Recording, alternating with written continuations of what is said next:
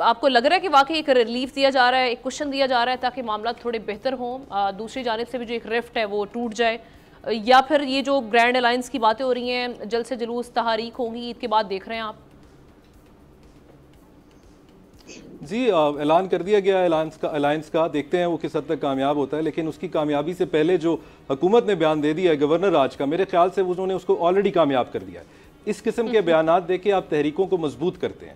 आप देखिए जो अभी इलेक्शन हुए हैं वो किस सूरत हाल में इलेक्शन लड़े गए हैं, लेकिन फिर भी आउटकम उसका क्या आया है। जब भी आप किसी पॉलिटिकल पार्टी को दबाएंगे और सख्तियां इस्तेमाल करेंगे, अवाम की हमदर्दियां उसके साथ बढ़ती जाएंगी। जहां तक ये बात है गवर्नर राज का, तो गवर्नर राज 18वीं तरमीम के बाद लगाना इतना आसान भी नहीं है। उसके जो सियासी और माशी इम्प्लीकेशंस होती हैं वो तो हम देख चुके हैं। अभी कुछ दिन पहले हमारी हुकूमत खत्म हुई है, केयर टेकर इजाजत लेनी पड़ती है। जी, मैं उस तरफ आता हूँ। मैं उसकी सियासी और जो माशी इम्प्लीकेशंस हैं वो तो अलहदा हैं कि हमारा मुल्क क्या इस चीज़ का मुतहम्मल हो सकता है, इस अनसर्टनिटी का, या नहीं। ये अगर हम अभी भी नहीं समझे तो कब समझेंगे। जो सर ने बात की है मैं उसको भी मजीद तफसील से कर देता हूँ कि अगर उस सूरत हाल में लगाई जा सकती है इमरजेंसी जब वहाँ पर कोई नेशनल थ्रेट हो। नेशनल थ्रेट भी या तो कोई वॉर हो या एक्सटर्नल एग्रेशन हो या इंटरनल डिस्टर्बेंस हो, और अगर ऐसी कोई सूरत हाल है तो उस सूबे की जो असेंबली है वो रेजोल्यूशन पास करेगी और कहेगी कि हमारे इख्तियार में नहीं रहा, लिहाजा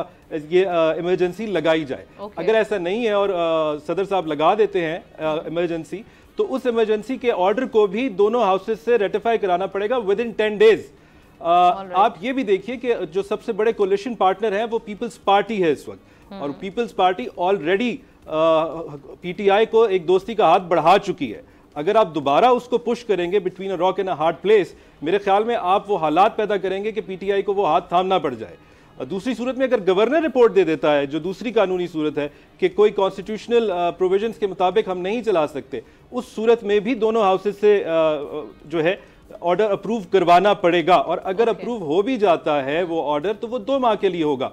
उसकी एक्सटेंशन मजीद 2 बार 2 माह के लिए हो सकती है, और मैक्सिमम ड्यूरेशन 6 माह से आगे नहीं जा सकती। तो इन सारी सूरत हाल को आगे रखें तो 18वीं तरमीम के बगैर गवर्नर राज लगाना इतना आसान नहीं है। ये एक नारा है, और मेरे ख्याल में अफसोस के साथ हमारी हुकूमत नारे का जवाब नारे से देती है। हुकूमत का काम नारे का जवाब नारे से देना नहीं है, अपनी कारकर्दगी से देना है।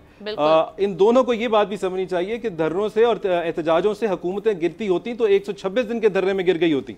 उस वक्त सूरत हाल बहुत मुख्तलिफ थी।